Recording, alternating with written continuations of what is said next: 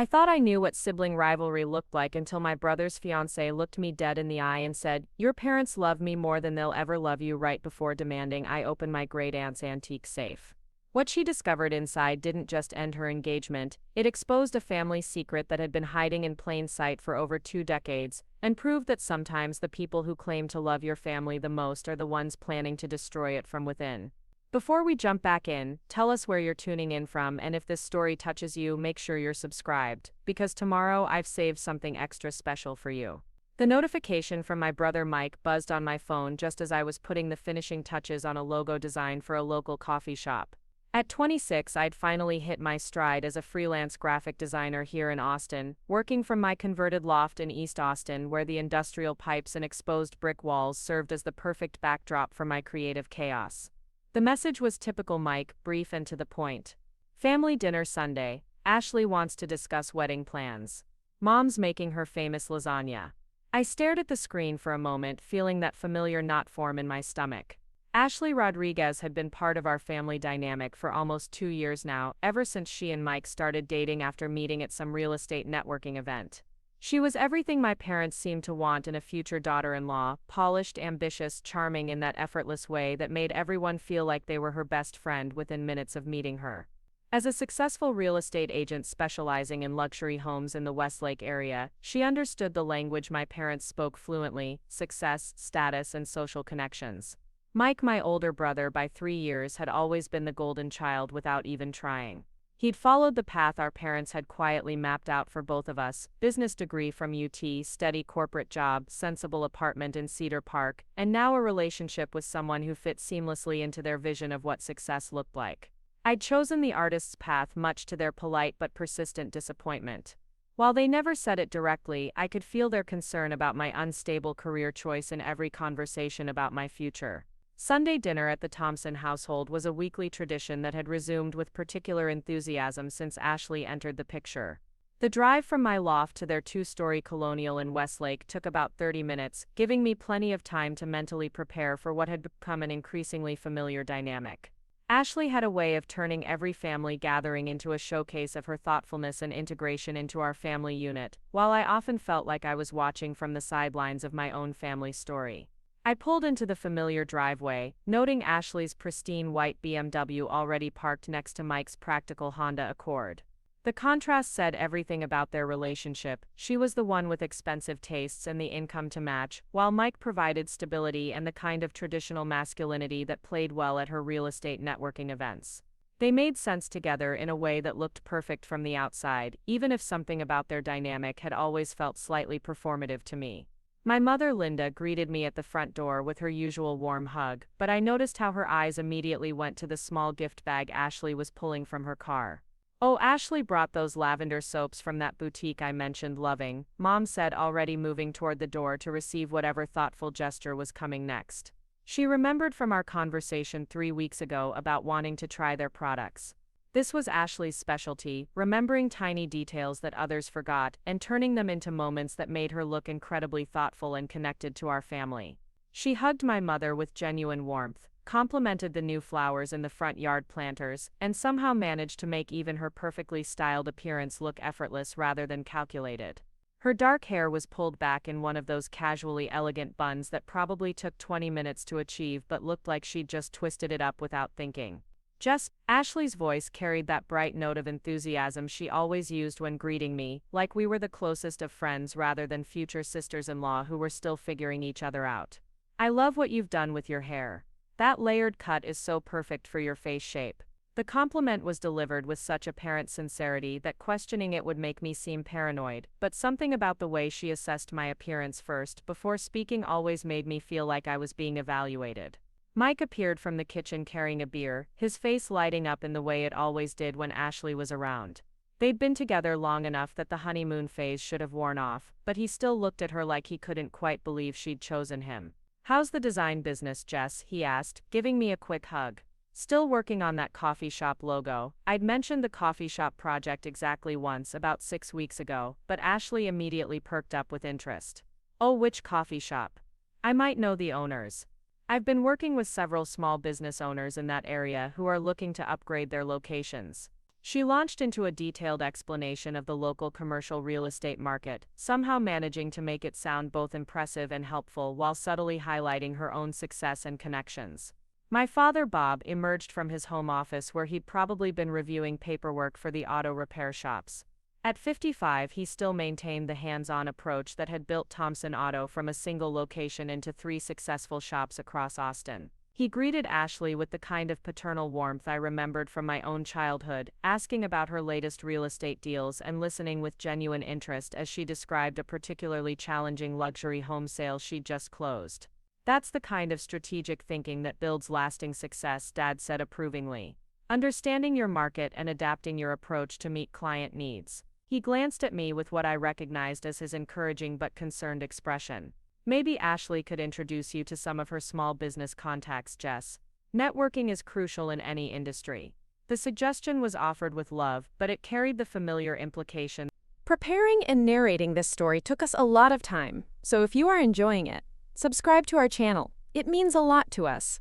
Now back to the story. That my approach to building my design business was somehow insufficient. Ashley immediately offered to help, pulling out her phone to show me photos of recent projects and rattling off names of potential contacts with the efficiency of someone who genuinely enjoyed being helpful. The gesture was kind and potentially valuable, but it also reinforced the dynamic where Ashley was the one with the connections and resources, while I was the one who needed assistance. Dinner conversation flowed around wedding planning with the kind of detailed enthusiasm that comes from a family genuinely excited about an upcoming celebration. Ashley had spreadsheets for everything: vendors' timelines, guest lists, budget breakdowns that demonstrated both her organizational skills and her understanding of what constituted appropriate investment in such an important event. My parents hung on every detail, offering suggestions and asking questions that showed they were emotionally invested in making this wedding everything Ashley envisioned. "We're thinking about having the ceremony at the Hill Country venue I showed you," Ashley said, passing her phone around the table to display photos of a sprawling property with panoramic views and rustic elegant architecture. "It's a bit of a drive from Austin, but the setting is absolutely magical. Plus it photographs beautifully for social media, which matters for my business reputation." The venue was stunning and undoubtedly expensive, but Mike nodded along with the kind of agreement that suggested they'd already discussed the financial implications privately. Ashley continued describing their vision: elegant but approachable, traditional but with personal touches, large enough to accommodate both their professional networks but intimate enough to feel meaningful. Every detail had been carefully considered to create the perfect balance of impressiveness and authenticity. "What about you, Jess?" Ashley asked, turning to me with bright interest. "Any thoughts on color schemes? I know you have that artistic eye." The question was inclusive and friendly, inviting me to contribute to the planning process. But when I suggested a few ideas based on the venue's natural setting, Ashley listened politely before explaining why different choices would work better for photography and overall aesthetic coherence. This was Ashley's particular talent, making you feel heard while simultaneously demonstrating why her original ideas were superior. She never dismissed suggestions rudely or obviously, but somehow every conversation ended with her preferences validated and alternative viewpoints gently redirected. It was the kind of social skill that probably served her well in real estate negotiations, but in family settings it created a subtle dynamic where everyone else became supporting players in Ashley's preferred narrative. After dinner, while Mom and Dad cleared dishes and Mike stepped outside to take a work call, Ashley and I found ourselves alone in the living room. She settled into the corner of the sectional sofa, looking perfectly at home in a space where I sometimes still felt like a visitor. "I've been meaning to talk to you about something," she said, her voice taking on a more serious tone. "About the wedding party." I'd been expecting this conversation. Mike had mentioned that Ashley was having difficulty deciding on bridesmaids, balancing her desire for an aesthetically cohesive wedding party with the social obligations of including various friends and family members. As his sister, I'd assumed I'd be included, but Ashley's careful approach to every wedding detail suggested this wouldn't be a simple automatic inclusion. "I hope you know how much I value our relationship," Ashley began, settling deeper into the cushions. "You're going to be my sister, and I want us to have the kind of close bond that lasts forever." She paused, seeming to choose her words carefully. "But I've been thinking about the wedding party dynamics, and I wonder if you might prefer to participate in a different way." The conversation that followed was a masterclass in diplomatic rejection. Ashley explained her vision for a small, intimate wedding party consisting of her three closest friends from college and her sister, creating a group that had years of shared history and natural chemistry. She suggested that as Mike's sister, I held a special role that was more important than being just another bridesmaid.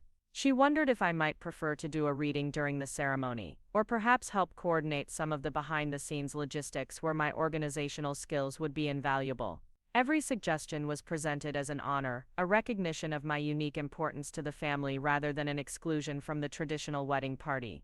Ashley's reasoning was logical and considerate, acknowledging both the practical realities of group dynamics and the special nature of in-law relationships. But underneath the careful diplomacy, the message was clear: I didn't fit into her vision of the perfect wedding aesthetic, and she'd found a way to sideline me while making it sound like a privilege. "I hope you understand," Ashley said, reaching over to squeeze my hand with apparent sincerity. "Your parents have been so supportive of our wedding planning. They understand how important it is to get these details right. They've been amazing, really. Sometimes I think they're more excited about this wedding than my own parents are." The comment was delivered casually, but it carried an unmistakable implication. Ashley had become the daughter my parents had always wanted: successful, traditional, enthusiastic about the kinds of life milestones they valued. She'd positioned herself as the grateful recipient of their support and attention, while I remained the complicated child who'd chosen an unconventional path that required constant explanation and justification. In fact, Ashley continued, her voice taking on an almost confessional tone, "I sometimes feel guilty about how much attention this wedding is getting. Your parents have been so generous with their time and emotional investment. I know they love you, of course, but I can tell they're genuinely excited about gaining a daughter who shares their values and priorities." The statement hung in the air between us, seemingly innocent but loaded with implications. Ashley wasn't claiming that my parents loved her more than me, but she was suggesting that she fulfilled their expectations in ways I hadn't managed to achieve. She was the successful professional with the stable relationship and traditional life goals, while I was the artistic child whose choices created more worry than pride. Mike returned from his phone call, immediately sensing some shift in the atmosphere but misreading it as bonding time between his fiancée and sister. "Are you two planning something secret?" he asked, settling onto the sofa next to Ashley with the comfortable ease of someone completely secure in his relationship. "Should I be worried about wedding surprises?" Ashley laughed, the sound bright and genuine as she leaned into Mike's shoulder. "Just discussing how to make this wedding perfect for everyone," she said, glancing at me with a smile that could have been warm or could have been triumphant. "Jess has such great ideas about how to make everything special." The drive back to my loft felt longer than usual, Austin's evening traffic giving me plenty of time to replay the conversation and analyze every word choice and subtle inflection. Ashley hadn't said anything explicitly hurtful or obviously manipulative, but something about the interaction left me feeling unsettled and somehow diminished. She'd managed to exclude me from the wedding party while making it sound like an honor, and had subtly suggested that she'd achieved the kind of relationship with my parents that I'd never quite managed to create. Back in my apartment, surrounded by my art supplies and design projects, I tried to shake off the feeling that I'd just been expertly maneuvered by someone far more skilled at social dynamics than I'd ever be. Ashley was probably right about the wedding party logistics, and her comments about my parents' enthusiasm were likely just observations rather than calculated jabs. But the nagging sense that I'd been evaluated and found wanting lingered as I tried to focus on work. The next few weeks brought a steady stream of wedding-related family activities, each one showcasing Ashley's seamless integration into Thompson family traditions. She remembered Dad's birthday without prompting, bringing him a vintage car manual she'd found at an estate sale. She helped Mom reorganize the kitchen pantry and somehow made it look like a fun bonding activity rather than a chore. She attended Mike's company happy hour and charmed his colleagues with the same effortless social skills she'd displayed with our family. Meanwhile, I found myself increasingly feeling like an observer of my own family dynamics. Ashley had a way of positioning herself at the center of conversations and activities, not through obvious attention-seeking, but through genuine engagement and helpfulness that made her indispensable to every gathering. She remembered details that others forgot, offered solutions to problems before anyone else noticed them, and somehow made everyone feel like their best, most interesting selves when she was around. The shift was subtle but unmistakable. Family group texts now often included Ashley's input before mine, with my parents seeking her opinion on everything from restaurant choices to gift ideas for extended family members. She'd become their go-to person for advice about social media, technology questions, and even recommendations for home improvement projects. Her real estate expertise had expanded into general life consulting, and my parents treated her suggestions with the kind of respect typically reserved for trusted professionals. 3 weeks before the wedding, Ashley called me directly for the first time since we'd known each other. Usually our communication went through Mike or happened during family gatherings, so the personal outreach felt significant. "I hope I'm not interrupting your work," she said, her voice carrying that familiar tone of consideration for my schedule. "But I wanted to talk to you about something important." The conversation started with wedding logistics, final headcounts, timeline confirmations, and coordination details that required input from family members. Ashley had everything organized with the kind of precision that made event planning look effortless, but she wanted to make sure everyone felt included in the final preparations. She asked about my availability for various pre-wedding activities and seemed genuinely interested in my preferences for participation levels. Then the conversation shifted in a direction I hadn't anticipated. "There's something else I wanted to discuss," Ashley said, her tone becoming more serious. "It's about your great-aunt Margaret's estate. Mike mentioned that she left you some family items when she passed away last year." Great-aunt Margaret had been my grandmother's older sister, a woman I'd known primarily through holiday visits and birthday cards throughout my childhood. She'd lived alone in her house near Cedar Park for decades, surrounded by collections of antique furniture, vintage books, and family memorabilia that told the story of several generations of Thompson history. When she passed away at 87, she'd left the bulk of her estate to various family members, but had specifically bequeathed her antique safe and its contents to me. The safe had been a fixture in Aunt Margaret's house for as long as anyone could remember, a massive black iron box with elaborate brass fittings that dominated one corner of her study. As a child, I'd been fascinated by its imposing presence and had often wondered what treasures it might contain. Aunt Margaret had always been secretive about its contents, joking that it held family secrets and important papers, but never elaborating on specifics. "I'm getting ready to buy my first investment property," Ashley continued, "and I've been thinking about the importance of proper document storage for valuable papers and family heirlooms. I know you inherited Margaret's safe, and I was wondering if you might consider selling it. I'd be willing to pay fair market value, of course. It would be perfect for my new office, and I'd love to have something with family history as part of my business space." The request was presented logically and respectfully, with Ashley acknowledging both the safe's family significance and my ownership rights. She wasn't demanding or presumptuous, just expressing interest in purchasing something that might be more useful to her than to me. Given my small loft apartment and minimal storage needs, her reasoning made practical sense. But something about the timing and approach felt calculated in a way I couldn't quite define. Ashley had never mentioned interest in family antiques before, and the safe was hardly the most attractive or practical piece for a modern office space. It was massive, old-fashioned, and would require professional movers just to relocate. The suggestion that it would enhance her business environment seemed like a stretch, unless the appeal was specifically about owning something that belonged to my family rather than her own. "I haven't really decided what to do with it yet," I told her honestly. "I haven't even fully explored what's inside. Aunt Margaret left it locked, and I've been meaning to have a locksmith help me open it safely." Ashley's interest sharpened noticeably. "Oh, you haven't opened it yet? How mysterious. I'm sure it's just old papers, and maybe some jewelry, but wouldn't it be exciting if there were family treasures or historical documents? If you'd like, I could recommend a locksmith I've worked with for some of my real estate clients. He's very reliable and discreet." The offer was helpful and seemed genuine, but it also felt like Ashley was maneuvering to be involved in the process of opening the safe rather than simply purchasing it afterward. She continued talking about the excitement of discovering family history and the importance of preserving important documents, but her enthusiasm felt disproportionate to the likely reality of dusty papers and forgotten trinkets. "You know," Ashley said, her voice taking on a more intimate tone, "I've been thinking a lot about family lately, especially with the wedding coming up. I feel so grateful to be joining a family with such strong values and traditions. Your parents have been incredibly welcoming, and I hope you know how much I appreciate having you as a soon-to-be sister." The statement was sweet and seemingly heartfelt, but it also carried that familiar undertone of Ashley positioning herself as the grateful outsider who'd been embraced by my family. She had a way of making her acceptance and integration sound like achievements that reflected well on everyone involved, while simultaneously highlighting the contrast with my own more complicated relationship with family expectations.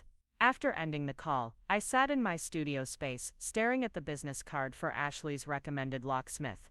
The conversation had left me with the same unsettled feeling I'd experienced after our wedding party discussion, like I'd been skillfully guided toward conclusions that served Ashley's interests rather than my own. Her desire to purchase the safe might be completely innocent, but the timing and approach suggested she had specific motivations beyond simple appreciation for antique furniture. That weekend, I decided to visit the safe without calling Ashley's locksmith. It had been sitting in my storage unit for nearly a year, wrapped in moving blankets, and waiting for me to figure out what to do with it. The storage facility was only 10 minutes from my apartment, but I'd been putting off this exploration partly due to the logistics, and partly due to some undefined reluctance to disturb whatever secrets Aunt Margaret had deemed important enough to lock away. The safe was exactly as imposing as I remembered, its black iron surface showing the patina of decades, but still solid and intimidating. The brass combination dial gleamed despite its age, and the multiple locking mechanisms suggested this had been serious security equipment when it was manufactured. I'd brought a flashlight, some basic tools, and the phone number of a different locksmith, someone Ashley had no connection to and no knowledge of. The locksmith, a middle-aged man named Carlos, who specialized in antique security equipment, examined the safe with professional interest. "This is a beautiful piece," he said, running his hands over the brass fittings. "Probably 1940s or early 1950s, built like a fortress. These old safes were designed to protect against fire, theft, and time itself. Whatever's inside has been extremely well preserved." The process of opening the safe took nearly an hour, requiring patience and expertise to work with the vintage mechanisms without damaging them. Carlos explained each step as he worked, sharing stories of other antique safes he'd opened and the surprising discoveries they'd contained. "Family safes like this usually hold important documents, jewelry, maybe some cash," he said. "But sometimes people stored things that were valuable for personal reasons rather than monetary ones." When the heavy door finally swung open with a satisfying click, we both peered inside with flashlights to see what great Aunt Margaret had considered worth protecting for so many years. The interior was organized with the same precision I remembered from her house, with documents in labeled folders, small items in padded boxes, and everything arranged to maximize the limited space. The first items I removed were exactly what Carlos had predicted: important papers, including property deeds, insurance documents, and family records dating back several decades. There were also several pieces of vintage jewelry wrapped in soft cloth, including a pearl necklace that had belonged to my great-grandmother, and some Art Deco earrings that probably had both historical and monetary value. But as I worked deeper into the safe's contents, I discovered items that were far more intriguing than simple family documents. There was a collection of letters tied with ribbon, photographs that appeared to span several decades, and a leather journal that looked like it had been regularly maintained. Most surprisingly, there was a manila envelope marked for Jessica, in Aunt Margaret's distinctive handwriting. The envelope contained a typed letter dated just 6 months before Aunt Margaret's death, along with copies of various documents that seemed to relate to family financial matters. The letter began with typical expressions of love and hopes for my future, but quickly moved into more serious territory that explained why she'd chosen to leave the safe specifically to me. "My dear Jessica," the letter read, "I've been watching our family dynamics for many years, and I've become concerned about certain patterns that others seem unable or unwilling to see. You've always been perceptive about people's motivations, even as a child, and I trust you to handle what I'm about to share with the wisdom and discretion it requires." The letter went on to explain that Aunt Margaret had been documenting concerning behaviors and conversations for the past several months, focusing specifically on interactions involving family members and their romantic partners. She'd observed patterns of manipulation, financial positioning, and strategic relationship building that worried her deeply. The documents in the envelope provided evidence of these observations, including detailed notes about conversations she'd overheard and behavior patterns she'd witnessed. Most shocking was a folder containing what appeared to be investigative research about Ashley Rodriguez, compiled with the thoroughness of someone who understood the importance of documentation. The research included public records, professional background information, and details about Ashley's previous relationships and business dealings that painted a picture far different from the polished professional she presented to our family. According to the documents, Ashley had a history of targeting successful men from established families, developing relationships that provided her with social and financial advantages, and then extracting maximum benefit before moving on to new opportunities. The research showed a pattern of behavior spanning several years and multiple relationships, with Ashley consistently presenting herself as the perfect partner while systematically gathering information about family assets and business interests. The most damning evidence was a series of recorded conversations that Aunt Margaret had apparently captured using some kind of digital recording device.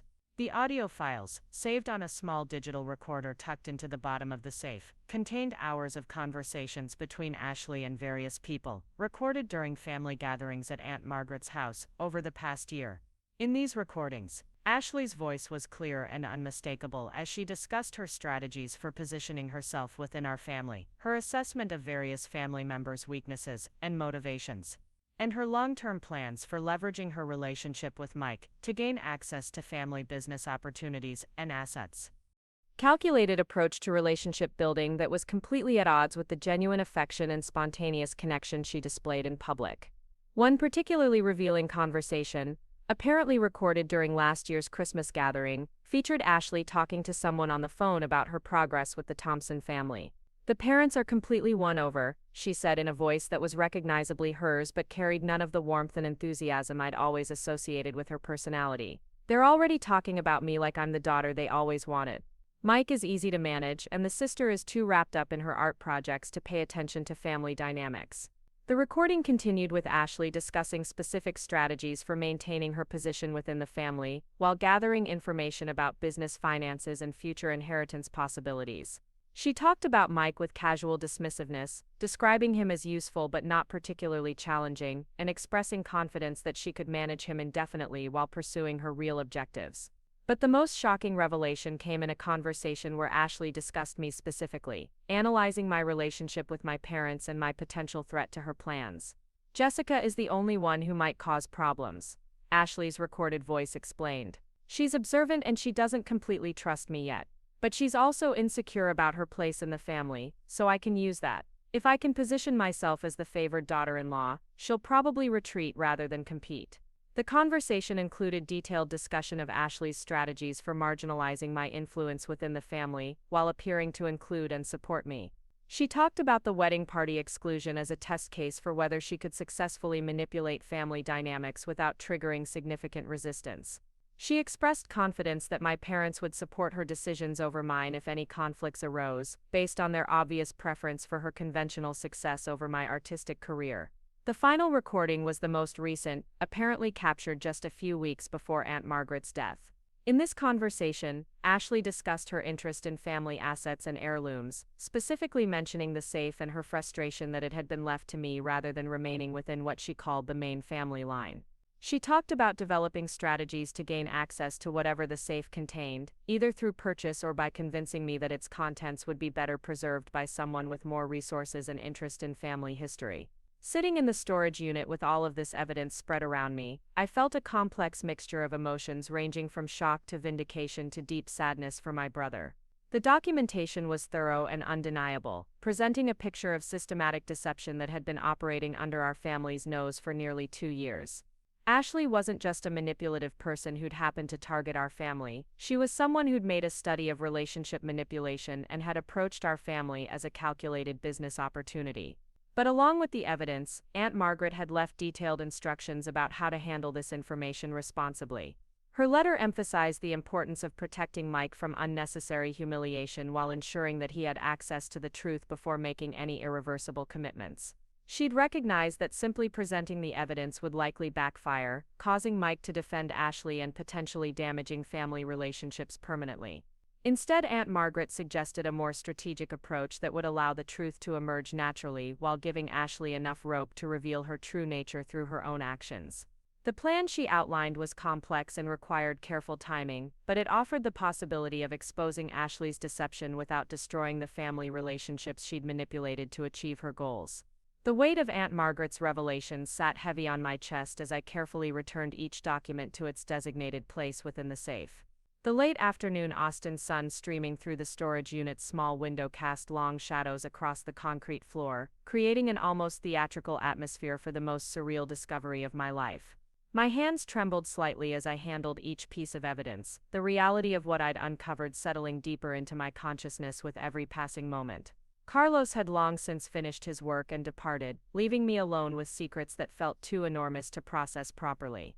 The business card he'd left behind contained his contact information along with a handwritten note offering to return anytime if I needed assistance accessing the safe again.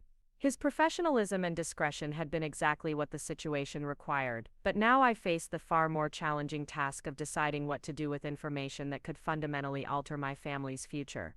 The drive back to my loft felt surreal, Austin's familiar streets and landmarks taking on an almost dreamlike quality as my mind struggled to reconcile the Ashley I thought I knew with the calculating strategist revealed in Aunt Margaret's documentation. Traffic moved around me in its usual patterns while I sat at red lights processing the enormity of what I'd discovered, feeling like I was carrying explosive material that could detonate at any moment if handled incorrectly. My phone buzzed with a text from Mike as I pulled into my building's parking garage. Ashley's making dinner for us tonight. She wants to try that new pasta recipe she found. You should join us if you're free. The invitation was typical of their domestic bliss, the kind of couple activity that had become increasingly common as their wedding approached. Under normal circumstances, I might have made an excuse to avoid another evening of watching Ashley perform her perfect fiancé routine, but tonight the invitation carried different implications entirely. I declined politely, claiming deadline pressure from a demanding client, but the exchange reminded me how completely normal everything appeared on the surface. Mike was planning dinner with his beloved fiancée, while I sat in my car holding evidence that his entire relationship was built on calculated deception. The disconnect between his reality and the truth I now possessed felt almost unbearable, like watching someone walk unknowingly toward a cliff while being powerless to warn them effectively. Inside my apartment, I spread Aunt Margaret's letter across my dining table and read it again more carefully, paying attention to the specific recommendations she'd outlined for handling this delicate situation. Her approach was methodical and psychologically sophisticated, reflecting deep understanding of family dynamics and human nature. She'd clearly spent considerable time thinking through various scenarios and potential consequences, developing a strategy that prioritized long-term family harmony over immediate revelation. The core of her plan involved allowing Ashley to reveal her true nature through her own actions rather than confronting her directly with evidence. Aunt Margaret had recognized that people like Ashley were skilled at deflecting accusations and manipulating sympathies, turning any direct confrontation into an opportunity to position themselves as victims of jealousy or misunderstanding. Instead, she recommended creating situations where Ashley's calculated behavior would become apparent to others, particularly to Mike, without the need for external accusations. The letter included detailed observations about Ashley's specific behavioral patterns and psychological vulnerabilities. Aunt Margaret had noted Ashley's compulsive need to control narratives and outcomes, her tendency to overreach when she felt secure in her position, and her inability to resist opportunities to demonstrate superiority over perceived competitors. These observations suggested potential strategies for encouraging Ashley to expose herself without realizing she was walking into a trap. Most importantly, Aunt Margaret had emphasized the critical timing element involved in any confrontation. The wedding was now less than 3 weeks away, with deposits paid, invitations sent, and extended family making travel arrangements. Any revelation of Ashley's true nature would need to account for these practical realities while ensuring that Mike had enough time to process the truth and make informed decisions about his future. The evening passed slowly as I researched everything I could find about Ashley Rodriguez online, using the information from Aunt Margaret's files as starting points for deeper investigation. Public records, social media profiles, and professional networking sites revealed a carefully curated image of success and authenticity, but now I knew what to look for beneath the polished surface. Cross-referencing dates and locations from her online presence with the timeline in Aunt Margaret's documentation revealed subtle inconsistencies and carefully omitted details that supported the pattern of deception. Professional databases accessible through my freelance work contacts provided additional information about Ashley's real estate career and business relationships. While her professional success appeared genuine, the research revealed a pattern of short-term business partnerships and client relationships that suggested she prioritized immediate gains over long-term reputation building. Several former colleagues and business partners had left negative reviews or comments that hinted at ethical concerns, though nothing rose to the level of actionable complaints. The most revealing information came from social media archaeology, digging through years of posts and photos that told the story of Ashley's romantic history. The timeline revealed a clear pattern of relationships with financially stable men from established families, each relationship lasting approximately 2 to 3 years before ending abruptly. In every case, Ashley's social media presence showed her integrating seamlessly into her boyfriend's family and social circles, displaying the same enthusiasm and apparent authenticity she'd shown with the Thompsons. What struck me most was how similar the progression had been in each relationship. Initial introduction through professional or social networking events, rapid integration into family activities, enthusiastic participation in traditional milestones and celebrations, and then sudden disappearance from all social media connections when the relationships ended. The pattern was consistent enough to suggest a deliberate strategy rather than coincidental romantic bad luck. Sleep came fitfully that night, my dreams filled with fragments of recorded conversations and images of Ashley's smiling face delivering calculated manipulations with perfect sincerity. I woke several times, my mind racing with potential scenarios and outcomes, each one carrying its own set of risks and complications. The responsibility of possessing this information felt overwhelming, particularly given Aunt Margaret's clear expectation that I would act on it appropriately. The next morning brought a phone call that felt like fate intervening in the situation. Mike called while I was reviewing Aunt Margaret's strategic recommendations over coffee, his voice carrying an unusual note of excitement mixed with anxiety. "Jess, I need to ask you something important," he began without his usual pleasantries. "Ashley had an idea last night that I wanted to run by you before we commit to anything." The conversation that followed revealed Ashley's latest strategic move, presented through Mike's enthusiastic explanation as a generous gesture toward family harmony. She had apparently suggested hosting a pre-wedding family gathering at our parents' house, a casual evening where extended family members could meet before the formal wedding events. The gathering would include aunts, uncles, and cousins who hadn't seen each other in months, creating an opportunity for Ashley to solidify her relationships with the broader Thompson family network. "She wants to make sure everyone feels included in our celebration," Mike explained, his genuine appreciation for Ashley's thoughtfulness evident in his voice.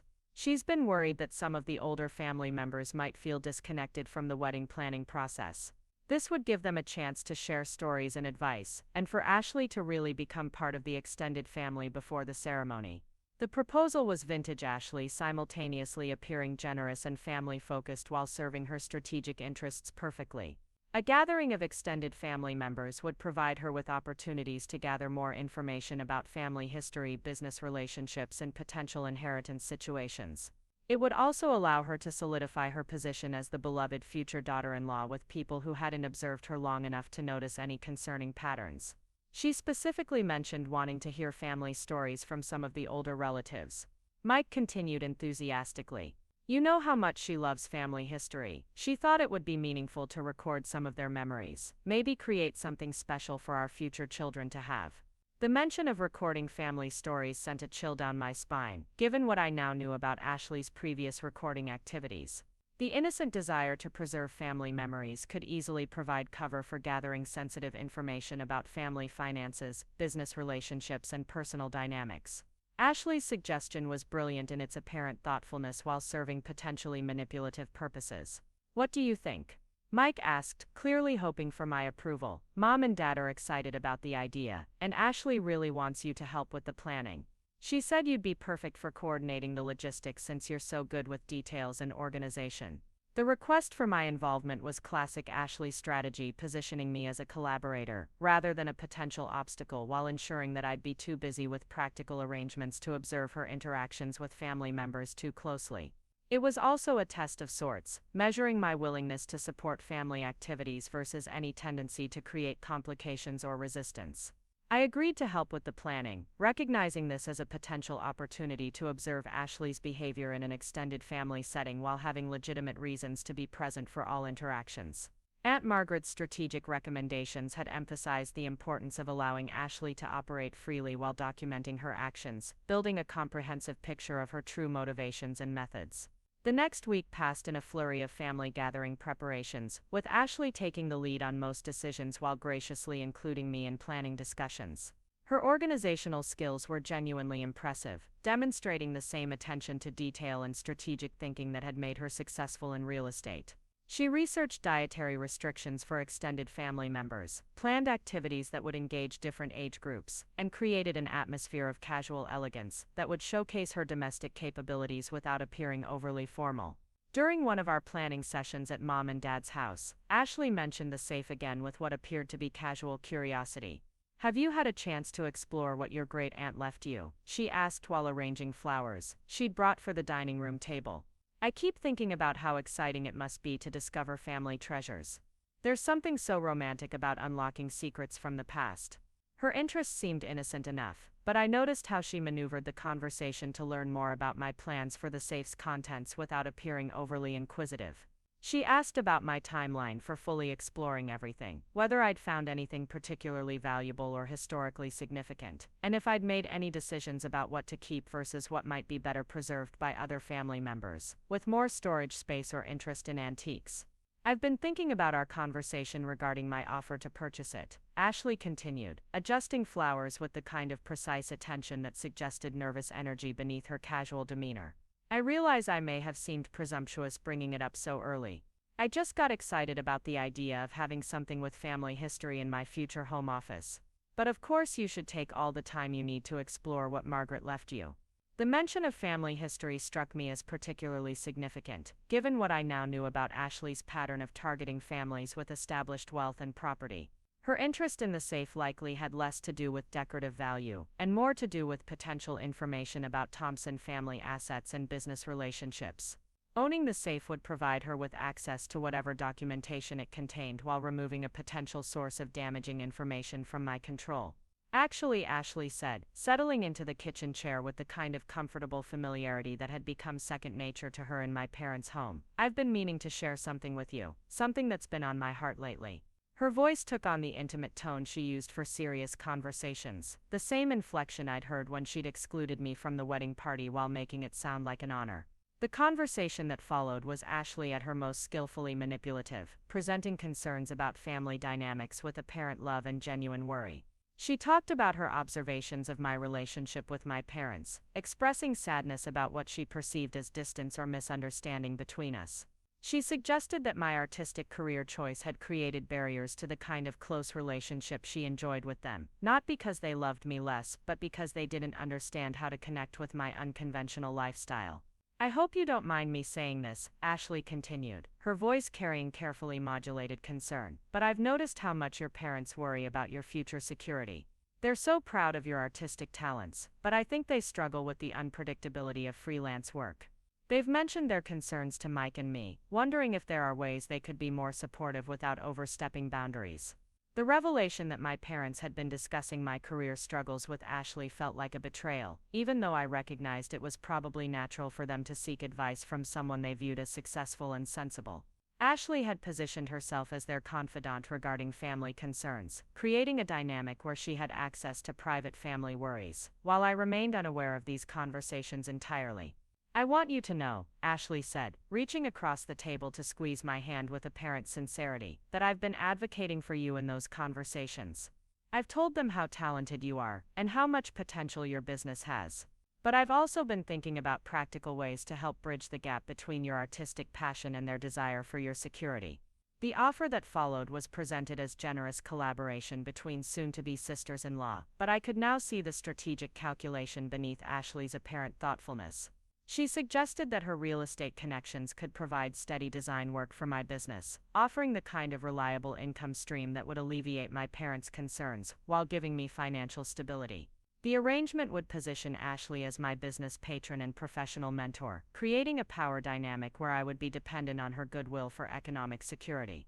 "I've already spoken with several clients who are looking for graphic design services," Ashley explained enthusiastically. "High-end residential clients who appreciate quality work and are willing to pay premium rates for professional design. I could introduce you as my recommended designer, which would give you immediate credibility and access to their networks. The proposal was genuinely appealing from a business perspective, offering exactly the kind of upscale clientele that could transform my freelance work into a thriving design firm. Ashley's enthusiasm appeared authentic, and her connections were undoubtedly valuable in Austin's competitive design market. But I now understood that her generosity came with implicit expectations of gratitude and loyalty that would complicate any future family conflicts. "There's just one thing I'd want to discuss," Ashley added, her tone remaining warm but taking on a slightly more serious edge. "These are clients who value discretion and professionalism above everything else. They're investing significant money in their homes, and they expect their service providers to maintain appropriate boundaries and confidentiality. I'd need to know that you understand the importance of representing the Thompson family name properly in these business relationships." The warning was delivered as professional guidance, but the implication was clear. Ashley was offering business opportunities in exchange for my compliance with her version of appropriate behavior and family loyalty. Any future conflicts or disagreements between us could jeopardize not only family relationships, but also my professional prospects, creating multiple layers of leverage for her to use in maintaining control over family dynamics. I accepted her offer with appropriate gratitude while mentally noting this as another example of Ashley's systematic approach to neutralizing potential opposition.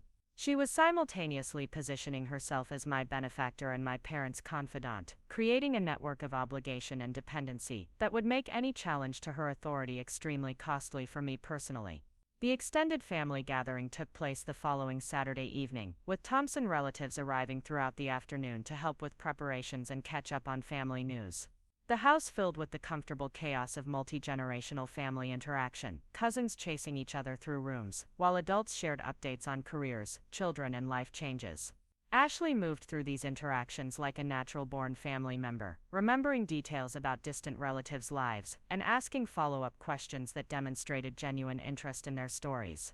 I positioned myself strategically throughout the evening, helping with hosting duties, while observing Ashley's interactions with family members I rarely saw outside of major holidays and life events. Her ability to connect with each person on their own terms was remarkable, adapting her conversation style and interests to match their preferences while maintaining the warm authenticity that had won over my immediate family. With my uncle Robert, a semi-retired contractor who had helped build several Thompson Auto locations, Ashley discussed renovation projects and property investment strategies with surprising knowledge and insight.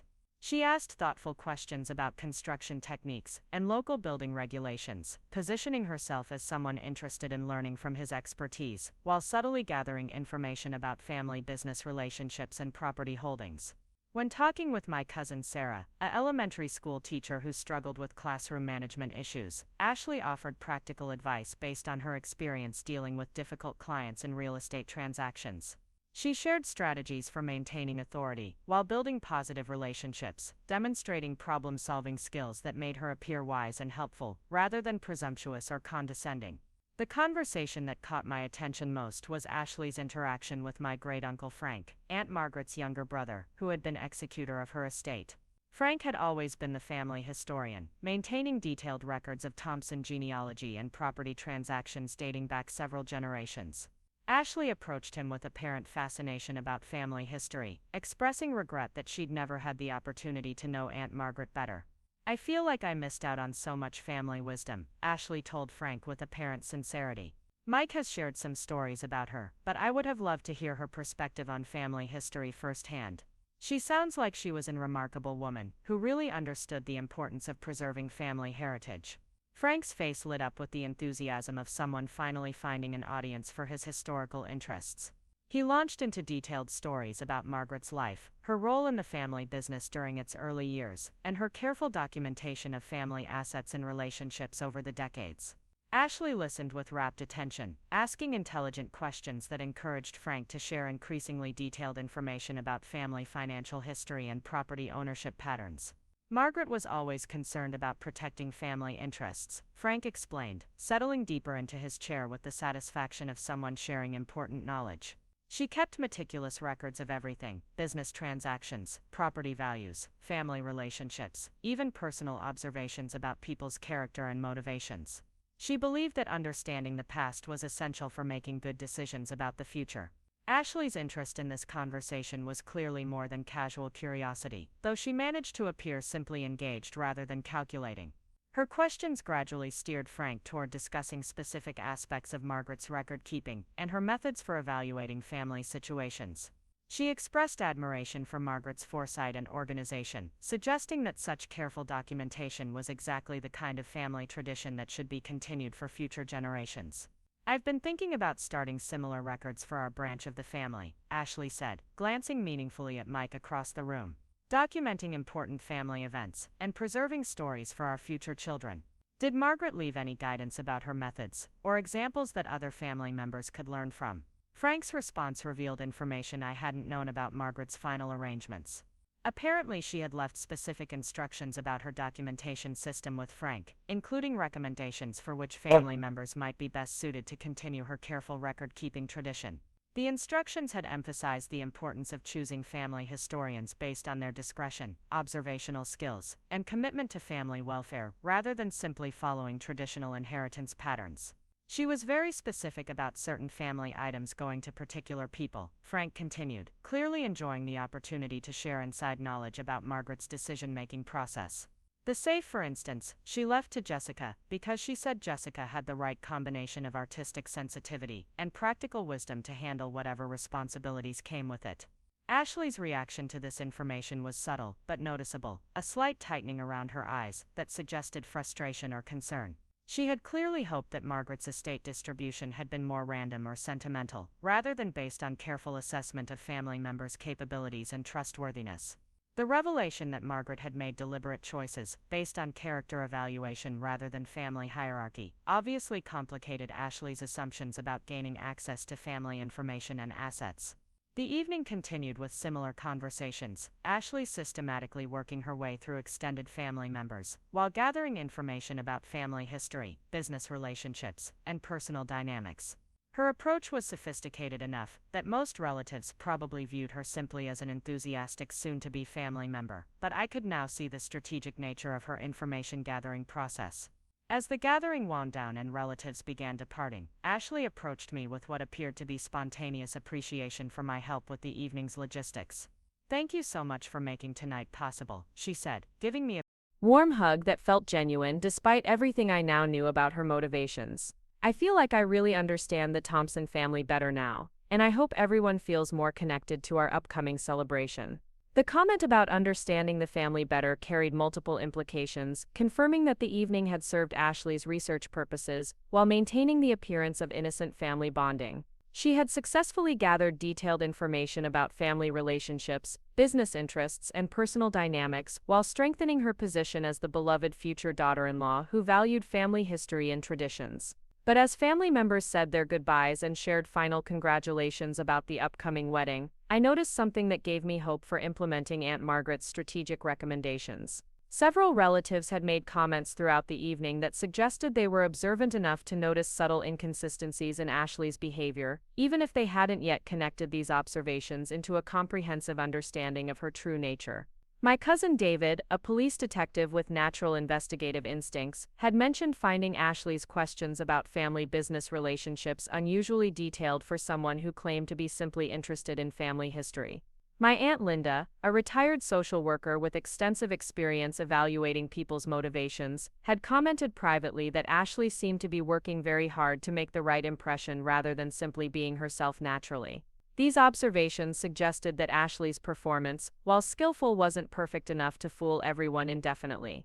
The extended family gathering had provided her with valuable information, but it had also created additional witnesses to her behavior who might be important allies if the situation required broader family support for difficult truths. Driving home that night, I realized that Aunt Margaret's strategic approach was already beginning to work. Ashley was being given enough freedom and opportunity to reveal her true nature through her own actions, while family members who knew her less well were forming their own impressions based on direct observation rather than emotional attachment. The foundation was being laid for eventual revelation without the need for dramatic accusations or confrontational evidence presentation. The question now was whether I had the patience and skill to continue implementing Aunt Margaret's plan without rushing toward premature confrontation.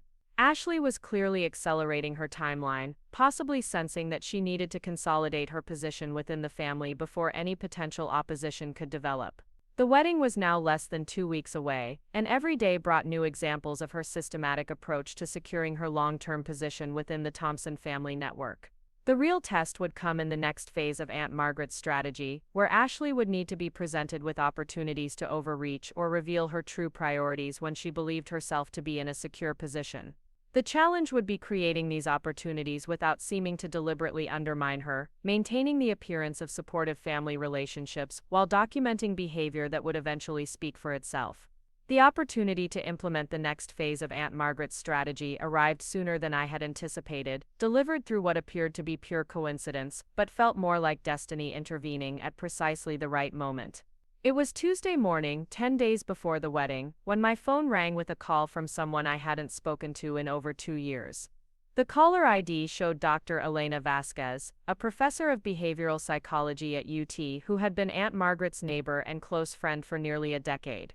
"Jessica, I hope you don't mind me calling," Dr. Vasquez began, her voice carrying the careful tone of someone approaching a delicate subject.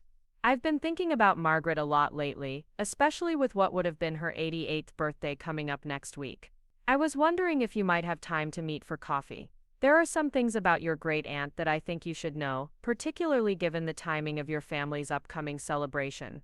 The invitation felt like a sign, offering exactly the kind of outside perspective that Aunt Margaret's letter had suggested might be necessary for fully understanding the situation I was dealing with.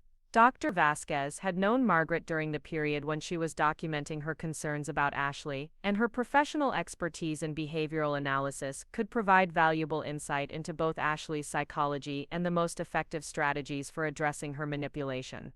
We arranged to meet that afternoon at a quiet coffee shop near the university campus, far enough from my usual Austin haunts to ensure privacy while providing the kind of neutral environment that encouraged honest conversation. Dr. Vasquez arrived precisely on time, carrying herself with the poised confidence of someone accustomed to dealing with complex psychological dynamics. Her silver hair was pulled back in an elegant bun, and her warm brown eyes held the kind of intelligent compassion that probably made her an excellent therapist as well as researcher. "Thank you for meeting with me," she said as we settled into a corner table away from other customers. "I wasn't sure if I should reach out, but Margaret made me promise to contact you if certain circumstances arose. She was very specific about the timing and conditions that would make this conversation necessary." The revelation that Aunt Margaret had discussed me with Dr. Vasquez felt both surprising and somehow inevitable, given what I now understood about Margaret's careful planning and strategic thinking. She had clearly anticipated that her death would trigger events requiring additional support and guidance beyond what she could provide through written instructions alone. "Margaret was deeply concerned about your family situation," Dr. Vasquez continued, stirring her coffee with the deliberate movements of someone organizing complex thoughts. "She spent many hours discussing her observations with me, seeking professional perspective on behavioral patterns she was witnessing and strategies for addressing them without causing unnecessary harm to family relationships." The conversation that followed provided crucial context for understanding both Margaret's documentation process and Ashley's psychological profile. Dr. Vasquez explained that Margaret had initially consulted her about general concerns regarding manipulative behavior within families, gradually sharing more specific details as her observations became more systematic and troubling. "Your great-aunt was remarkably perceptive about human nature," Dr. Vasquez explained. "She recognized patterns that many people miss because they're focused on surface-level interactions rather than underlying motivations. She asked me to help her understand what she was observing and how to document it in ways that would be useful if intervention became necessary." The professional analysis that Dr. Vasquez shared painted a disturbing picture of calculated relationship manipulation that went far beyond simple social climbing or opportunistic behavior. According to her assessment, Ashley displayed characteristics consistent with narcissistic personality traits combined with sophisticated social intelligence that made her particularly effective at long-term manipulation campaigns. People like Ashley are skilled at identifying and exploiting emotional vulnerabilities in their targets. Dr. Vasquez explained, her clinical tone somehow making the information more rather than less unsettling. They study family dynamics to understand power structures, insecurities, and unmet needs that can be leveraged to their advantage. They're particularly effective at positioning themselves as solutions to problems they've often helped create or exacerbate. The explanation helped me understand how Ashley had managed to integrate herself so seamlessly into our family while simultaneously gathering information and building dependencies that served her strategic interests. Her ability to remember details and provide thoughtful gestures wasn't genuine care but rather calculated investment in relationships that she viewed as useful resources. Margaret was especially concerned about the timeline of Ashley's integration into your family, Dr. Vasquez continued. The progression from introduction to engagement followed patterns she recognized from her research into relationship manipulation. Ashley had moved systematically through stages of establishing trust, identifying vulnerabilities, and creating dependencies before any family members had time to observe her behavior over multiple contexts and situations. The timing analysis was particularly revealing, showing how Ashley had carefully managed the pace of relationship development to avoid triggering natural skepticism or resistance. She had provided enough genuine value and positive experiences to build strong emotional attachments before introducing more problematic behaviors or making larger requests for support and resources. Your aunt was also concerned about your brother's psychological vulnerability to this type of manipulation. Dr. Vasquez added gently.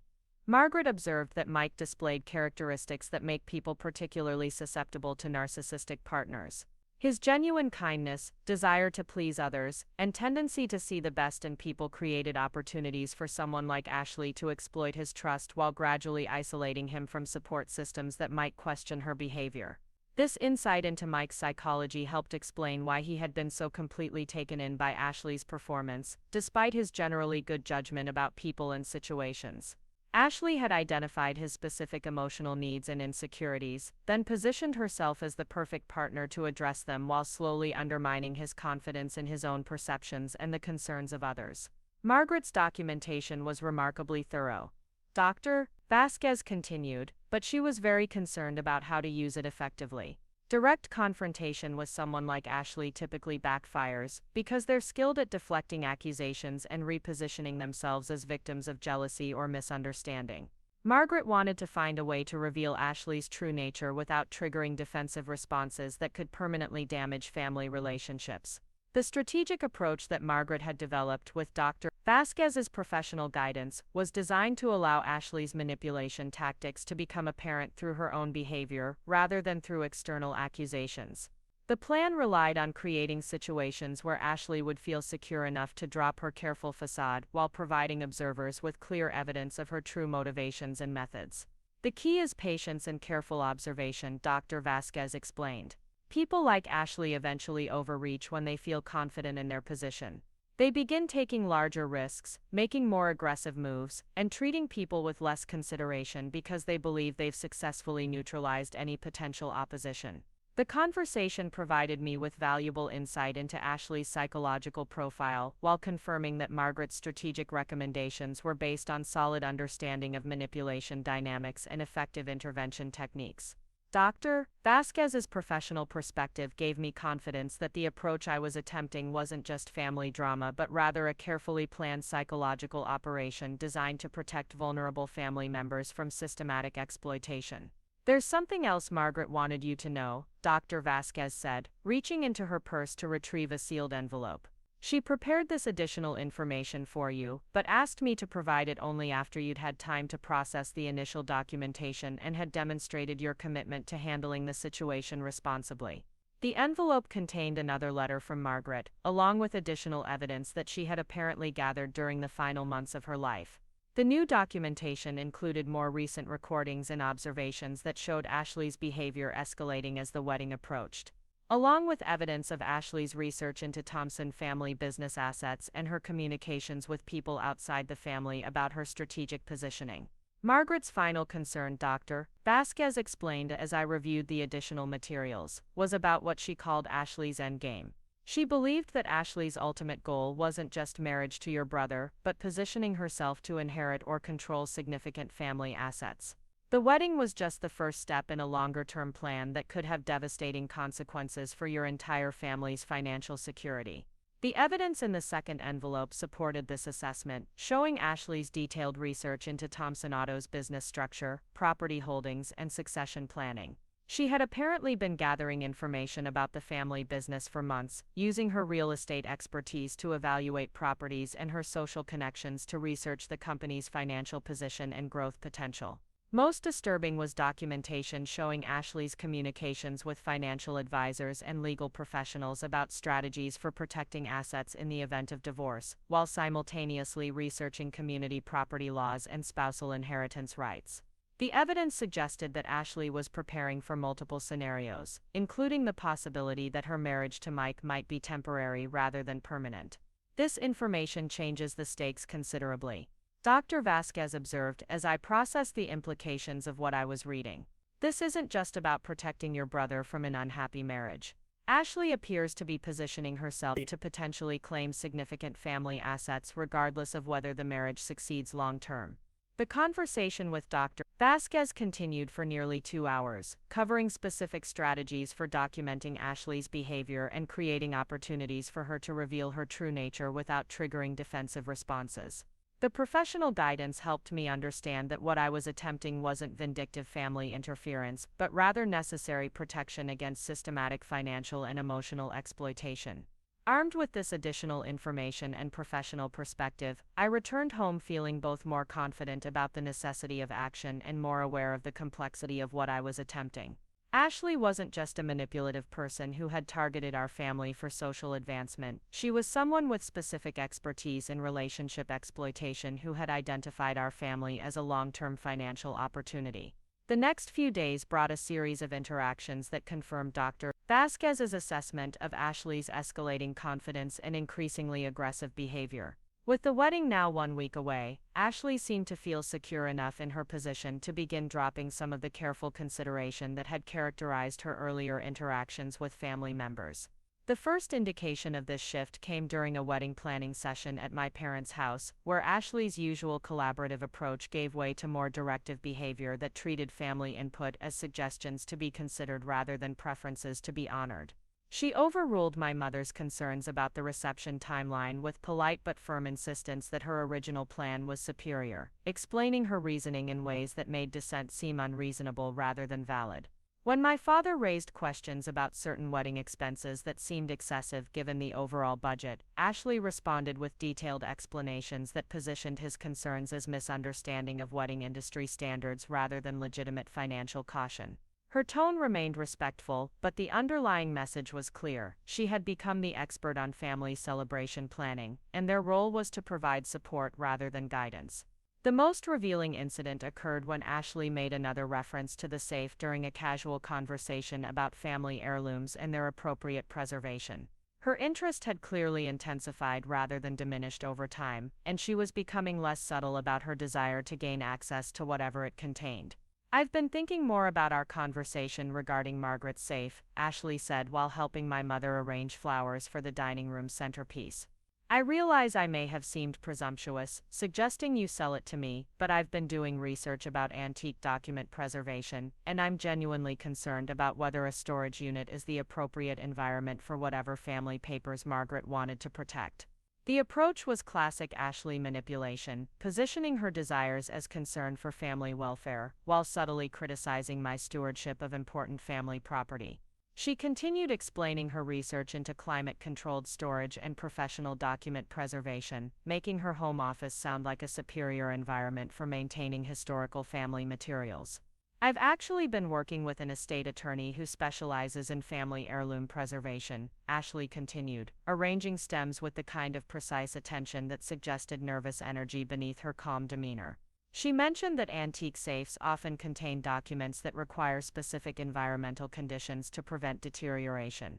"I'd hate to think that important family history might be damaged because we didn't understand proper preservation requirements."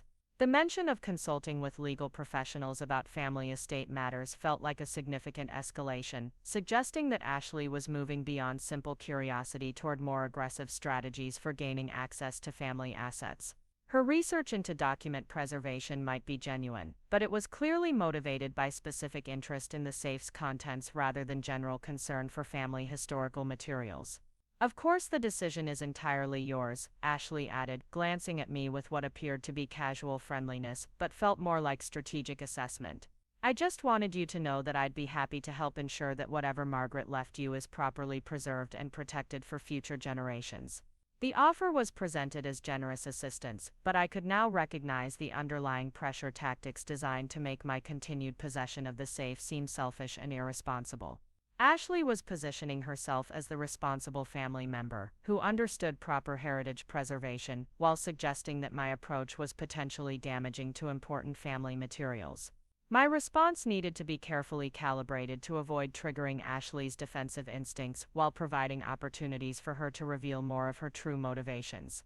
I appreciate your concern about preservation, I told her, matching her tone of family-focused reasonableness. I've actually been working with a professional conservator to properly catalog everything in the safe before making decisions about long-term storage.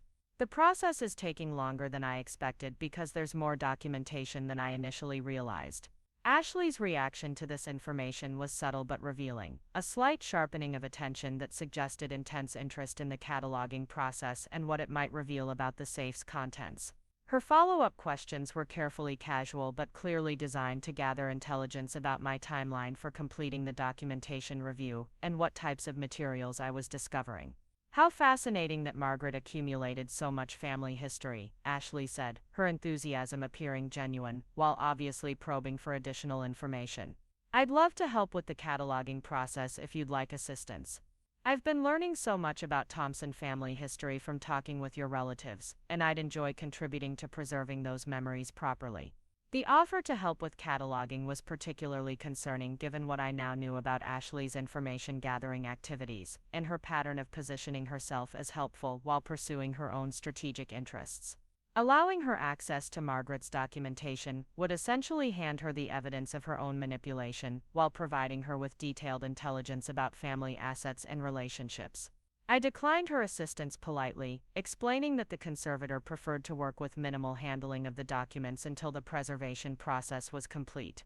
Ashley accepted this explanation gracefully, but I noticed how her questions shifted toward more specific inquiries about timing and next steps, suggesting that she was developing plans contingent on gaining eventual access to the safe's contents. The conversation concluded with Ashley reiterating her standing offer to purchase the safe while expressing hope that we could coordinate our efforts to ensure proper preservation of important family materials. Her approach remained superficially collaborative and family-focused, but the underlying pressure and strategic calculation were becoming more apparent as her wedding date approached. That evening, I called Dr. Vasquez to discuss Ashley's escalating behavior and the increasing pressure regarding the safe. Her professional assessment confirmed that Ashley was likely entering the final phase of her manipulation strategy, where she would begin making more aggressive moves to secure her objectives before any potential opposition could develop. The timeline pressure of the wedding is probably creating urgency in Ashley's planning, Dr. Vasquez explained. She recognizes that marriage will change family dynamics and legal relationships in ways that could either strengthen or complicate her position depending on what information becomes available. She's likely feeling pressure to resolve uncertainties about family assets and potential opposition before the ceremony takes place. The analysis helped me understand that Ashley's increased focus on the safe wasn't just curiosity about family history, but rather concern about what Margaret might have documented regarding her behavior and motivations. She had probably recognized Margaret as a potential threat to her plans, and was now worried about what evidence might have been preserved and who might have access to it. This is actually a positive development for your strategic purposes, Dr. Vasquez continued. Ashley's increasing aggression and decreasing subtlety will make her true nature more apparent to other family members. The key is to continue providing her with opportunities to reveal herself while documenting her behavior for potential future use. The guidance gave me confidence to continue implementing Margaret's strategy despite the increasing pressure and complexity of the situation. Ashley was indeed overreaching as her confidence grew, making the kind of mistakes that would eventually expose her true motivations to family members who had been successfully manipulated by her careful facade. The next phase of the plan would involve creating a situation where Ashley's mask would slip completely, revealing the calculating strategist beneath the loving fiancé persona. The challenge would be engineering this revelation in a way that protected Mike and other family members, while ensuring that Ashley's true nature became undeniably apparent. The opportunity would come soon, Dr. Vasquez assured me, because people like Ashley inevitably push too far when they believe themselves to be in secure positions. The wedding week would likely provide the perfect combination of stress, confidence, and opportunity for Ashley to make the kind of miscalculation that would expose everything she had worked so carefully to conceal. With 6 days remaining until the ceremony, I began preparing for what would either be Ashley's final triumph or her complete exposure, depending on whether Margaret's carefully planned strategy would prove effective against someone who had made manipulation and deception into highly refined art forms. The stakes couldn't be higher, and the margin for error was virtually non-existent, but the foundation had been laid for a confrontation that would finally reveal the truth about Ashley Rodriguez to the family she had worked so systematically to deceive. The final confrontation began on Wednesday morning, 4 days before the wedding, when Ashley made the tactical error that Dr. Vasquez had predicted would eventually emerge from her overconfidence. It started with a phone call that I almost didn't answer, coming from an unknown Austin number while I was deep in concentration working on a client project. Something compelled me to pick up, perhaps the same intuition that had guided me through this entire surreal experience. Jessica Thompson. The voice belonged to a woman I didn't recognize, professional, but with an underlying tension that immediately caught my attention. My name is Patricia Chen, and I'm a private investigator. I'm calling because I believe we have a mutual interest in someone named Ashley Rodriguez. The conversation that followed revealed the final piece of Ashley's pattern, the evidence that would make her deception undeniable even to Mike's trusting nature. Patricia Chen had been hired by the family of Ashley's previous boyfriend, a man named David Martinez, whose family owned a successful construction company in Houston. Ashley's relationship with David had ended 18 months ago under circumstances that had prompted his family to investigate her background and motivations. The Martinez family became suspicious when Ashley disappeared immediately after David's grandfather died, leaving behind significant family assets. Patricia explained, her voice carrying the measured tone of someone accustomed to delivering difficult information. Ashley had been positioning herself as David's future wife for nearly 2 years, but she vanished within days of learning that the family business had some serious financial problems that weren't public knowledge yet. The investigation had revealed Ashley's pattern of targeting men from established families, developing relationships that provided access to family assets and business information, then extracting maximum benefit before moving on to new opportunities. The Martinez family had hired Patricia to document Ashley's activities and identify her next targets, partly to protect other families, and partly to build a case for potential legal action if Ashley had fraudulently obtained property or assets during her relationship with David. When Ashley started appearing on social media with someone from the Thompson family, the Martinez family asked me to reach out, Patricia continued. They felt obligated to warn potential victims about what they discovered regarding her methods and motivations. I've been researching your family's situation for several weeks, and I believe Ashley is following the same pattern she used with the Martinez family and at least 2 other families we've identified. The evidence Patricia had compiled was extensive and damning, including financial records showing Ashley's systematic research into Thompson Auto's business structure, communications between Ashley and legal professionals about asset protection strategies, and documentation of her previous relationships that revealed identical patterns of behavior across multiple families. Most significantly, Patricia had recorded evidence of Ashley's current activities that went far beyond what Margaret had been able to document. Using professional surveillance equipment and techniques, she had captured conversations where Ashley discussed her long-term strategy for the Thompson family with associates who were apparently helping her coordinate her manipulation campaign. I have recordings from as recently as yesterday, Patricia explained, where Ashley is discussing accelerated timelines for gaining access to family business information and assets. She's apparently concerned about potential opposition from someone in the family, possibly you, and she's planning to neutralize that opposition through various means. The recordings Patricia played over the phone were devastating in their clarity and specificity. Ashley's voice, unmistakably hers but carrying none of the warmth and sincerity she displayed with family members, discussed strategies for isolating me from family decision-making processes while accelerating her access to business assets and family inheritance information. The sister is becoming problematic, Ashley's recorded voice explained to someone identified as her sister Carmen. She's asking too many questions, and she has access to family materials that could complicate my position. I need to either neutralize her influence or find a way to control what information she has access to. The conversation continued with Ashley detailing specific plans for using her upcoming marriage to Mike as leverage for gaining formal roles within Thompson Auto's business structure. She discussed strategies for convincing my parents to include her in succession planning discussions and methods for gradually marginalizing family members who might question her involvement in business decisions. The old woman left some kind of safe to Jessica, and I need to know what's in it, Ashley continued in the recording. If Margaret documented anything about my activities, it could destroy everything I've worked toward. I've been trying to get access through purchase or persuasion, but Jessica isn't cooperating. I may need to try more direct approaches. The threat implied in Ashley's final comment sent a chill down my spine, suggesting that her manipulation tactics might escalate to more aggressive methods if her current strategies proved unsuccessful. Patricia's investigation had revealed that Ashley had used intimidation and harassment tactics against opposition in previous relationships, including attempts to discredit family members who questioned her behavior. I'm calling because the situation appears to be reaching a critical point, Patricia explained. Ashley has scheduled meetings with several professional associates this week, apparently to finalize plans for post-wedding activities. Based on her previous patterns, this suggests she's preparing to implement more aggressive strategies if her current approach doesn't achieve her objectives. The timing of Patricia's call felt like providence, providing exactly the kind of independent corroboration that would make Ashley's deception undeniable to family members who had been successfully manipulated by her careful facade. The professional investigation added credibility and objectivity that my own observations and Margaret's documentation might have lacked when presented without external validation. I'd like to meet with you as soon as possible, Patricia continued. I have extensive documentation that I believe you'll find relevant to your family's situation, and I'd like to coordinate our efforts to ensure that Ashley's activities are exposed before they can cause additional harm. We arranged to meet that afternoon at a downtown law office where Patricia maintained professional space for client consultations.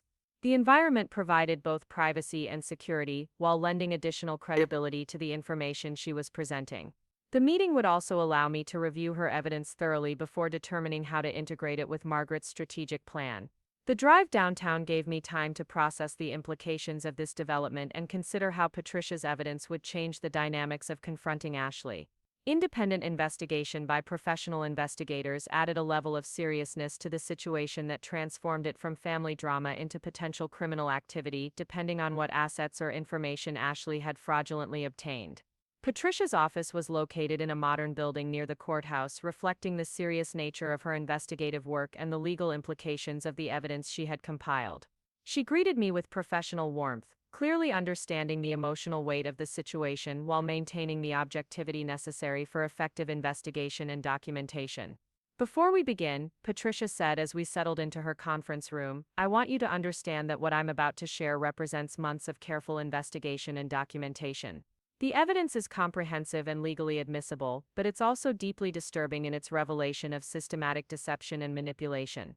The presentation that followed was more extensive and professional than anything I had anticipated, including detailed timelines, financial analysis, psychological profiles, and documented evidence of Ashley's activities across multiple relationships and family situations. Patricia had approached Ashley's investigation with the thoroughness of someone building a legal case, ensuring that every claim was supported by verifiable evidence. The financial documentation was particularly revealing, showing Ashley's systematic research into Thompson family assets and her communications with professionals about strategies for gaining access to business information and inheritance opportunities. She had apparently been planning her approach to our family for months before even meeting Mike, using social media and professional networking to identify suitable targets. Ashley's selection of your brother wasn't random, Patricia explained, displaying a timeline that showed Ashley's research activities preceding her first contact with Mike by several weeks. She identified him through professional networking events after researching Thompson Auto's business structure and financial position. The relationship was planned and executed as a business strategy rather than genuine romantic connection. The psychological profile Patricia had developed, working with professional behavioral analysts, painted Ashley as someone with narcissistic personality traits combined with sophisticated social intelligence that made her particularly effective at long-term manipulation campaigns. The analysis helped explain how she had managed to fool so many intelligent people for such extended periods. People like Ashley are skilled at mirroring their targets' desires and expectations, Patricia explained. They study their subjects carefully and become exactly what those people want them to be, at least until they've secured their objectives. The performance is usually flawless because it's based on genuine understanding of their target's psychological needs and vulnerabilities. The evidence of Ashley's previous relationships provided clear patterns that made her current behavior predictable and understandable. In each case, she had followed virtually identical strategies for integration, information gathering, asset positioning, and eventual extraction of maximum benefit before moving on to new opportunities. The Martinez family situation is particularly relevant because it shows Ashley's endgame strategy. Patricia continued, displaying documentation from Ashley's previous relationship. Once she had secured her position within the family and gained access to business information, she began implementing plans for long-term asset control that would have given her significant leverage regardless of whether the romantic relationship continued. The revelation that Ashley's ultimate goal wasn't necessarily permanent marriage but rather positioning for asset control changed my understanding of the stakes involved in our situation. She wasn't just seeking social advancement or financial security through marriage, she was implementing a sophisticated strategy for gaining control over family business assets that could have generational consequences. The good news, Patricia said, is that Ashley's pattern makes her behavior predictable. The bad news is that she's reaching the phase where she typically becomes more aggressive and potentially dangerous if her plans encounter serious opposition. The timing of this meeting, just days before the wedding, created both opportunity and risk for exposing Ashley's deception effectively. On one hand, the emotional and financial investments in the wedding celebration would make any revelation extremely disruptive and painful for family members. On the other hand, waiting until after the marriage would give Ashley legal standing and additional leverage that could make addressing her deception far more complicated. Based on my experience with similar situations, Patricia advised, the most effective approach is coordinated revelation that allows the evidence to speak for itself while minimizing opportunities for Ashley to deflect or reposition herself as a victim. She's skilled at manipulating emotional responses, but she can't argue with documented evidence of her own statements and actions. We spent the next 2 hours developing a comprehensive strategy that integrated Patricia's professional evidence with Margaret's documentation and my own observations of Ashley's recent behavior. The plan involved presenting the evidence to key family members in a controlled environment where Ashley would be encouraged to respond honestly before being confronted with undeniable proof of her deception. The key is allowing Ashley to commit herself to positions that contradict the evidence, Patricia explained. Once she's made claims about her motivations and intentions that can be proven false, her credibility is destroyed and family members can evaluate her behavior objectively rather than emotionally. The strategy we developed was complex but comprehensive, designed to expose Ashley's manipulation while protecting family relationships and minimizing emotional trauma for Mike and other family members who had been successfully deceived by her careful performance. Thursday morning brought the implementation of our plan, beginning with a family meeting that I had requested to discuss important information about family security that needed to be addressed before the wedding weekend. The meeting was scheduled for that evening at my parents' house, with Mike and Ashley invited to participate in what was presented as routine family business discussion. The setup was carefully designed to appear normal and non-threatening while providing optimal conditions for Ashley to reveal her true nature when confronted with evidence of her deception. Patricia would be present as a professional consultant, lending credibility to the information being presented while providing objective analysis of Ashley's responses. Ashley's reaction to the meeting invitation was immediately revealing, demonstrating the kind of anxiety and strategic calculation that confirmed the necessity of the confrontation. Her questions about the meeting's purpose and attendees suggested that she suspected potential opposition while trying to gather intelligence about what information might be presented. "Is this about business succession planning?" Ashley asked when Mike called to confirm their attendance. "I know there have been discussions about involving family spouses in company planning processes, and I'd love to contribute my real estate expertise if it would be helpful." The assumption that the meeting involved opportunities for her increased involvement in family business matters revealed both her ultimate objectives and her confidence that she had successfully positioned herself for expanded roles within Thompson Family Enterprises. Her eagerness to participate confirmed that she viewed herself as having achieved secure insider status. That afternoon, I met with Patricia one final time to review our strategy and prepare for potential complications or unexpected responses from Ashley. The evidence was overwhelming and undeniable, but Ashley's psychological profile suggested that she would attempt sophisticated deflection and manipulation tactics when cornered. "Remember that people like Ashley are most dangerous when they feel threatened," Patricia warned. "She may attempt to turn family members against each other, claim victimization, or even make threats if she believes her position is seriously compromised. Stay focused on the evidence, and don't allow emotional manipulation to derail the presentation." The meeting began at 7 o'clock with normal family gathering dynamics, Ashley arriving with her usual thoughtful gestures and warm interactions with my parents. Her behavior showed no indication of concern or anxiety, suggesting either remarkable self-control or genuine confidence that she could handle whatever challenges emerged. Thank you all for making time for this, I began once everyone was settled in the living room.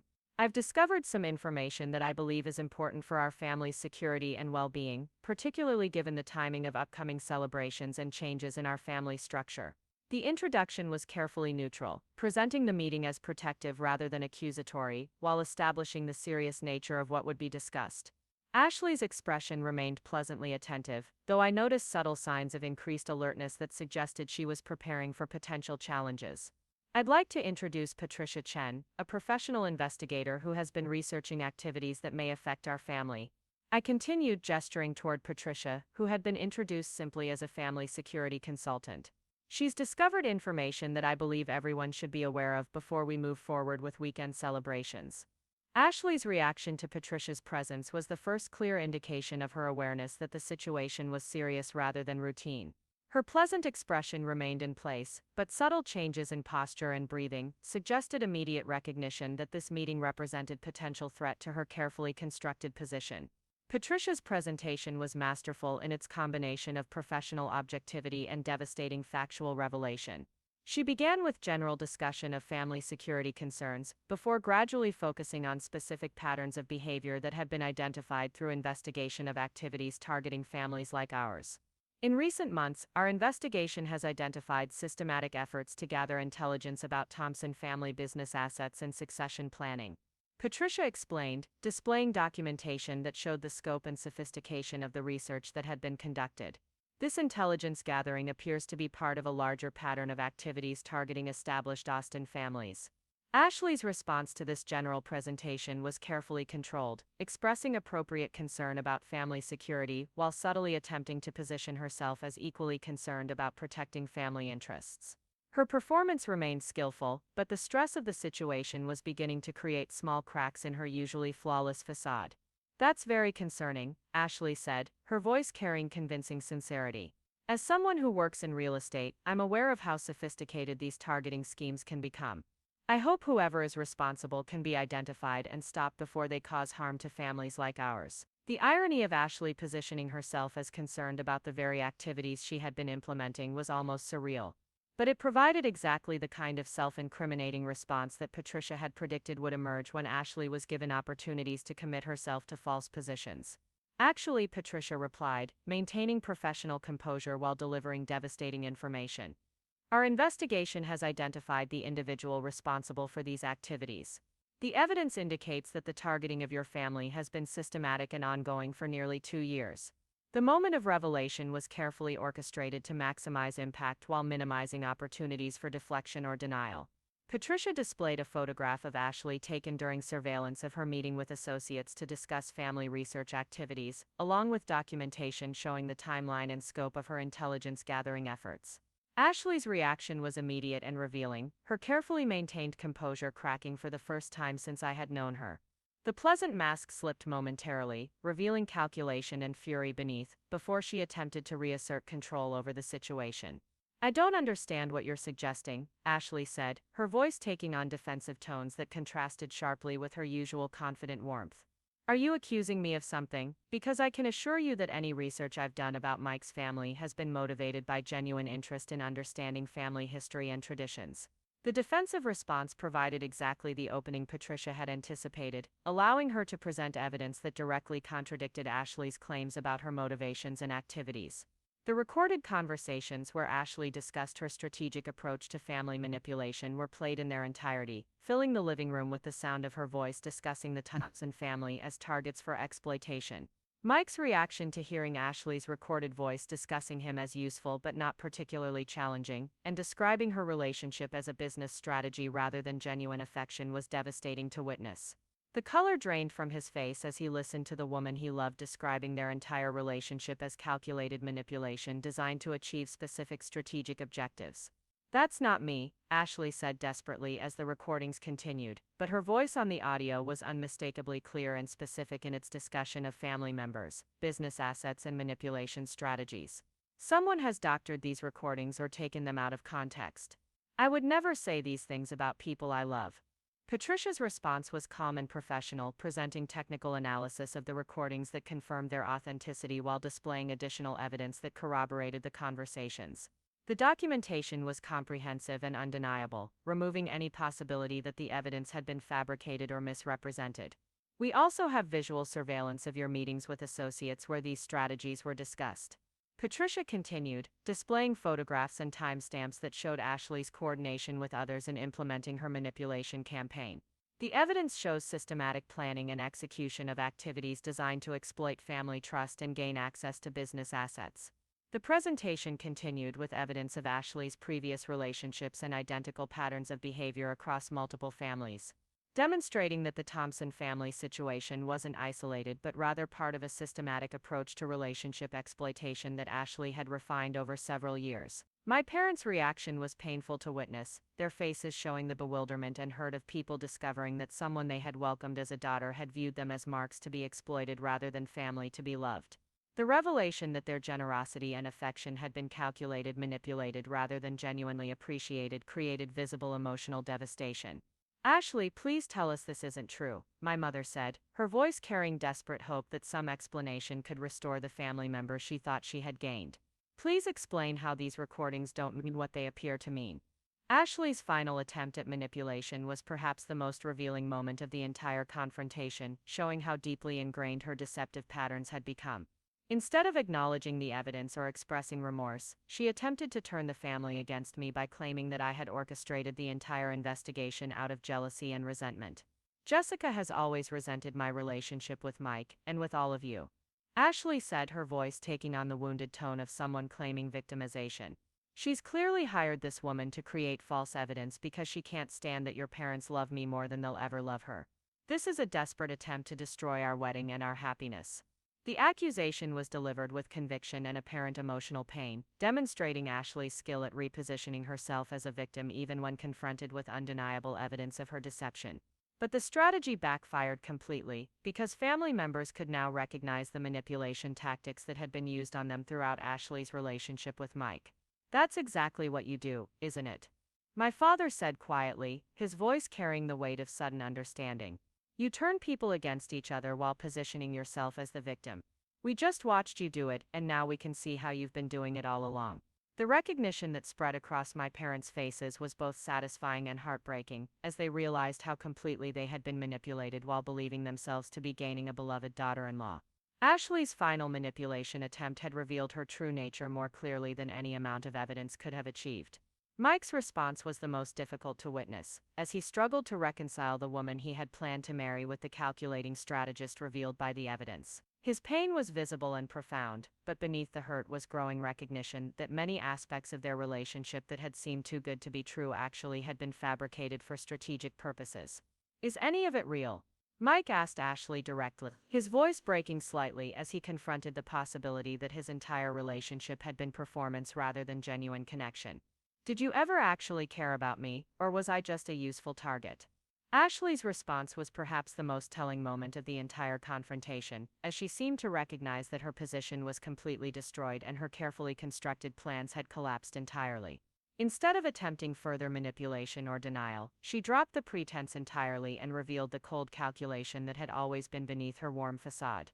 Your family was always the real prize, Mike, she said with brutal honesty that felt more authentic than anything she had ever said to us.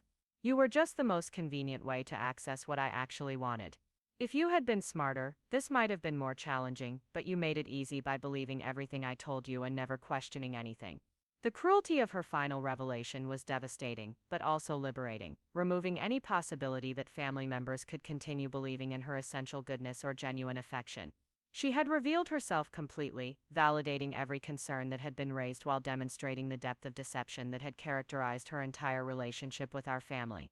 The wedding was canceled, obviously. Ashley left that evening and disappeared from Austin entirely, leaving behind only the wreckage of carefully planned manipulation and the lesson that sometimes the people who claim to love your family most are the ones planning to destroy it from within.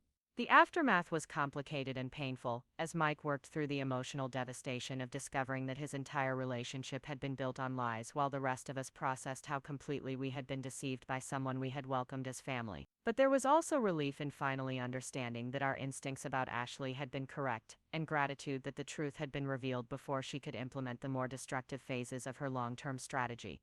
Vasquez's professional guidance proved invaluable during the recovery process, helping family members understand how sophisticated manipulation tactics could fool intelligent people while providing strategies for rebuilding trust and emotional security. The experience taught us important lessons about recognizing warning signs and protecting ourselves from future exploitation. 6 months later, Patricia's investigation helped the Martinez family and others pursue legal action against Ashley for fraudulent activities in previous relationships. Mike eventually thanked me for saving him from what would have been years of exploitation and emotional abuse, though the healing process took considerable time and professional support.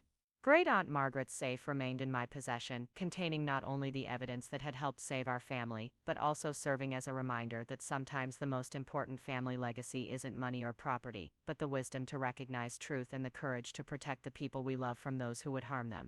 The most valuable lesson from the entire experience was understanding that real family love means protecting each other from harm, even when that protection requires difficult conversations and painful revelations. Ashley's manipulation had succeeded temporarily because she understood that good people want to believe the best about others, but ultimately the truth prevailed because family members cared enough about each other to confront uncomfortable realities. Looking back, I realized that Aunt Margaret's greatest gift wasn't the evidence she left in the safe, but the example she set of careful observation, strategic thinking, and the courage to act when family security was threatened. Her legacy taught me that sometimes loving your family means fighting for their protection, even when that fight requires exposing truths that others would prefer to ignore. Up next, you've got 2 more standout stories right on your screen. If this one hit the mark, you won't want to pass these up. Just click and check them out.